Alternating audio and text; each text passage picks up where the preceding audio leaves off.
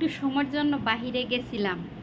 বাহিরে যাওয়াতে ফিল হইল যে বাহিরে জাহান্নাম, আর এত ছোট্ট রুমের ভিতরেও মনে হইতেছে কি জান্নাত।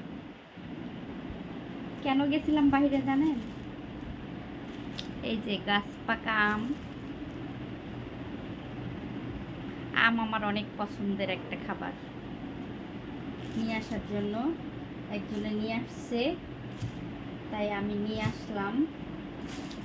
আইসা ফিল করতেছি যে রুমের ভিতরে মনে হইতেছে যে ব্যস্ত তো কোনো দিন আমরা জানি না, কিন্তু ফিল করি যে ব্যস্ত খুব আরামদায়ক জায়গা হইব।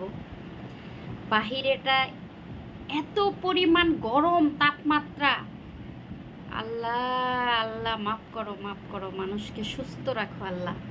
আর এই যে স্বামী, সংসার, ঘর, জান্নাতের ফিল আসতেছে। আলহামদুলিল্লাহ, শুক্রিয়া যে বাহিরে বের না হলে মানুষ বুঝবে না যে গরম কাকে বলে, কষ্ট কাকে বলে। আলহামদুলিল্লাহ, ঘর যে এত শান্তির জায়গা। আল্লাহ হাফেজ।